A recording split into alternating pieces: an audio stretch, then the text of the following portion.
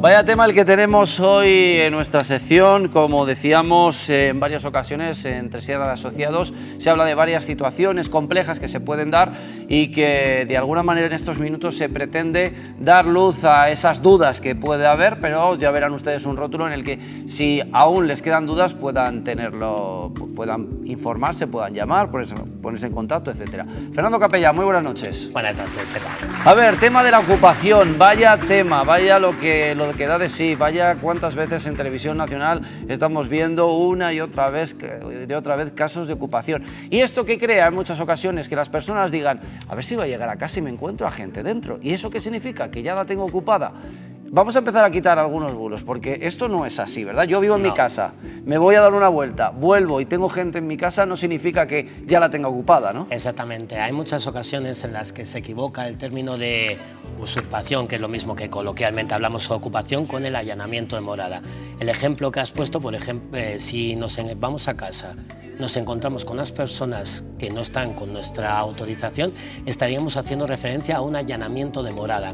Incluso en el año 2000 estableció el Tribunal Supremo que la morada se podría identificar también para segundas viviendas, la vivienda que tenemos ya sea en Málaga, en Torremolinos, etcétera, a pesar de que estemos 2, 3, 4 días, un periodo escaso de tiempo, cuando nosotros tenemos conocimiento de que esa vivienda ha sido o están otras personas que sin nuestro consentimiento, eso daría lugar a un delito de allanamiento de morada con unas penas mucho más elevadas que las de un delito de ocupación.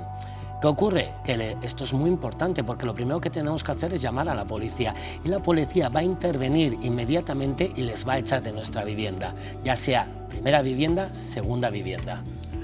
Bien, entonces, hablando de estas situaciones, no nos pongamos a ponernos la ley de nuestra mano, es decir, a tomarnos las cartas en el asunto. Exacto. Por nuestra cuenta, no. Si ocurre que en su casa, su morada, es decir, realmente donde viven, les ocurre algo similar, llaman a la policía, les van a echar de su casa porque es su casa.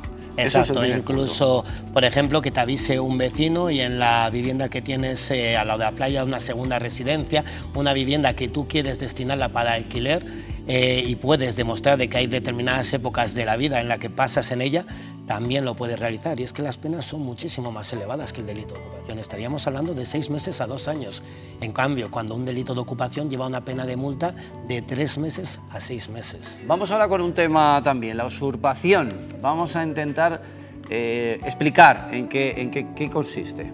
Sí, el delito de usurpación, que es lo mismo que estamos hablando normalmente del delito de ocupación, consiste en eso, en ocupar sin la voluntad o sin el consentimiento del titular un determinado bien inmueble. ¿Cuándo se suele dar estos delitos de ocupación? En aquellos supuestos en los que estamos hablando de viviendas que pertenecen a los bancos. Es ahí cuando en realidad no tienes domiciliado ningún tipo de recibo, porque los bancos no domicilian ni pagan no hacen lo de la luz, el agua, el gas, y ahí sí que podríamos ya estar haciendo referencia a un delito de ocupación. Entonces ahí lo que se está realizando, y hemos llevado muchos asuntos relacionados con este aspecto desde Tresierra y Asociados, es la policía, un informe ocupacional para poder identificar cuáles son las personas que están allí, iniciar un procedimiento que, a pesar de ser un delito leve, en este caso sí que se necesita abogado y procurador porque las penas son de 3 a 6 meses de multa. Ahí están viendo, claro, luego estábamos hablando antes del allanamiento de morada, pero ahora la gran pregunta, ¿no? La situación que hemos visto, y de hecho hay un caso ahora que está en boga, ¿no? Que todo el mundo está hablando, el caso de Manu Tenorio también, que es otro de los casos que, bueno, que es un poquito más complejo que todo esto, pero hablemos del caso concreto del tema de la ocupación. ¿Es tan complejo poder recuperar tu casa una vez la tienes ocupada en el caso de... El problema en que si estamos hablando de nuestro domicilio va a ser muy sencillo porque simplemente basta con una llamada a la policía, vamos a presentar las escrituras o algo que acredite que es nuestro domicilio, inmediatamente les van a detener y les van a poner a disposición judicial al día siguiente, cosa que no ocurre con el delito de ocupación. ¿Qué es lo que ocurre con el delito de ocupación o de usurpación? Que se tiene que iniciar un procedimiento judicial y estamos ante una fase de instrucción. Esa fase de instrucción puede durar 6 meses o algo más y luego tiene que salir el juicio. Claro, en ese periodo tú no tienes tu casa. No, y encima probablemente te la vayan a destrozar, ¿sabes? Claro. Entonces es un delito que... ¿Y qué se puede hacer en un caso así? Sí, claro, si dices, es que tengo que recuperar la casa, no tienes opción.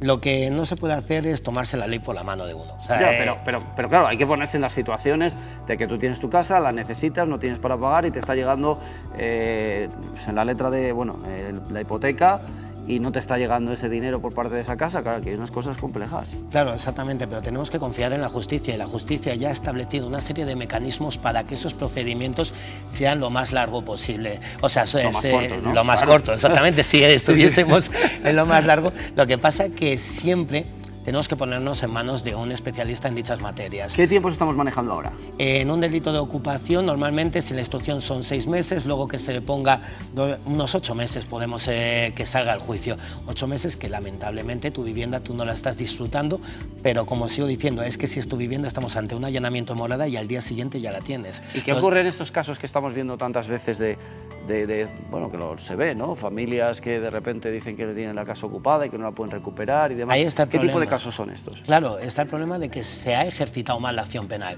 Se ha ejercitado mal la acción penal porque han ido por un delito de ocupación cuando en realidad tenían que ir por un delito de allanamiento de morada. Por eso es muy importante. O sea, ¿esto es el caso del abogado que os han sido mal aconsejados?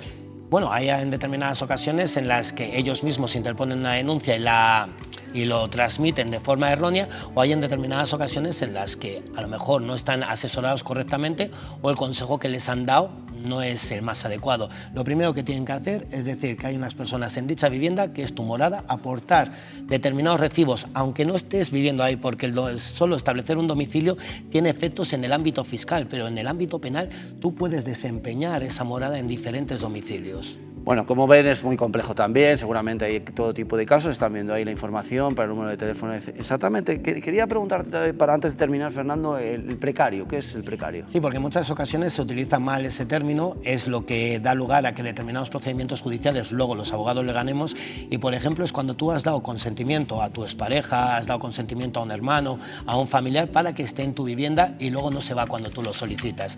Entonces él ha entrado porque tú le has dado ese consentimiento. Sí. Entonces tendrías que ejercitar un procedimiento civil de precario para poder echar a esta persona. ¿Qué ocurre? Que se ha establecido el principio de vulnerabilidad económica y entonces tendrían que mediar los servicios sociales, determinar si esa persona es vulnerable económicamente y por lo menos hasta el último día del mes de diciembre existe este Real Decreto que se tiene que aplicar. Así que cuidado con a quién dejas, prestas tu vivienda, ¿no? Porque puede ser complejo. La verdad es que te puedes buscar la ruina porque sí que nos hemos encontrado en diferentes ocasiones que con toda la buena voluntad le has dejado la casa a tu hermano y luego te das cuenta que no te la devuelve y tú tienes que alquilarla porque tienes que pagar hipotecas, etc. Madre mía, vaya casos. Muchísimas gracias, Fernando, a vosotros, como siempre. La semana que viene seguimos hablando de este tipo de casos complejos. Hasta aquí, Tresierra Asociados.